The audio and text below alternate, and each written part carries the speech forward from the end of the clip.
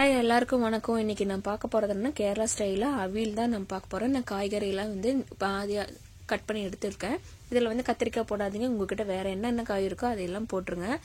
மஞ்சத்தூள் போட்டிருக்கேன். இதுல வந்து கொஞ்சமா 1/4 டம்ளர் தண்ணி ஊத்திருக்கேன். தண்ணி ஊத்தி இதுல வந்து வேக வைக்க போறோம். ரொம்ப அதிகமா தண்ணி ஊத்திடாதீங்க. ரொம்ப அதிகமா தண்ணி ஊத்தினா நல்லா இருக்காது, காய் வந்து நல்லா குழஞ்சு போயிடும். அதுக்கு பாத்தீங்கன்னா வரமிளகாய் ஆட் பண்ணியிருக்கேன். வரமிளகாய் ஆட் பண்ணி நம்ம வந்து அடுத்தது வந்து என்ன பண்ண போறோம்னா உப்பு ஆட் பண்ணிக்கலாம். உப்பு ஆட் பண்ணிட்டு நல்லா அப்படியே வந்து மூடி வச்சு நம்ம வந்து ஃபர்ஸ்ட் வேக வைக்கிறோம். வெந்ததுக்கு அப்புறம் அதுக்கப்புறம் கலரை விட்டுக்கலாம். கலரை விட விட விட தான் நம்மளுக்கு காய் வந்து, ஏன்னா 1/4 காசு தானே தண்ணி ஊற்றிருக்கோம், அப்போதான் நம்ம காய் வேகும். பார்த்தீங்கன்னா நம்ம காய் வெந்துருச்சு பாருங்க. தண்ணி எவ்வளோ ரொம்ப தண்ணியும் இல்லாமல் வெந்துருச்சு. இப்போ பார்த்தீங்கன்னா திருவிய தேங்காய், 2 பல்லு சின்ன வெங்காயம், பச்சை மிளகாய் எடுத்திருக்கேன். இதை வந்து நான் மிக்சியில் போட்டு நல்லா அரைக்கணும். ஃபர்ஸ்ட் வந்து இதுக்கு என்ன மெயினான இன்கிரீடியன்ஸ் என்னன்னா, நமக்கு பிடிச்ச தயிர் தான். ரொம்ப கெட்டியான நல்ல புளிப்பான தயிர். முந்தின நாளே நீங்கள் வெளியில் வச்சுக்கோங்க, தயிர் ஃப்ரிட்ஜில் வச்சிடாதீங்க. நல்ல புளிப்பான தயிர் பார்த்தீங்கன்னா மிக்சியில் வந்து ஒரு கிரைண்ட் பண்ணி ஊற்றிட்டேன். அந்த கட்டியே இல்லாமல் நல்லா லூஸாக ஊற்றிட்டேன். அடுத்தது என்கிட்ட கொஞ்சம் மோர் இருக்கு. அந்த மோரும் அந்த மிக்சியில் வந்து ஒரு லைட்டாக ஒரு ஓட்டி ஆட் பண்ண போறேன். நல்லா கலரிக்கோங்க, அப்போதான் இந்த புளிப்புத்தன்மை வந்து எல்லா காய்க்கும் வந்து போகும்.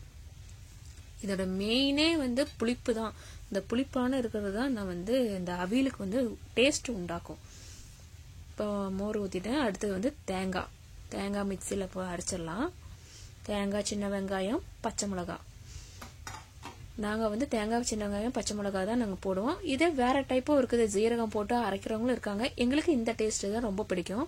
அதனால நாங்கள் சின்ன வெங்காயம், பச்சை மிளகாய் தான் நாங்கள் எடுத்திருக்கோம். நல்லா மிக்ஸ் பண்ணிக்கோங்க, நல்லா கிளறி விட்டுக்கோங்க. இது வந்து ரொம்ப கட்டியாக தான் செய்வாங்க.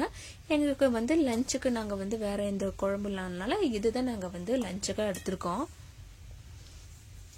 நல்லா கிளறிக்கோங்க. மிக்ஸ் பண்ணாதான் வந்து நம்ம அந்த பதம் மிக்சிங் கரெக்டாக இருக்கும்.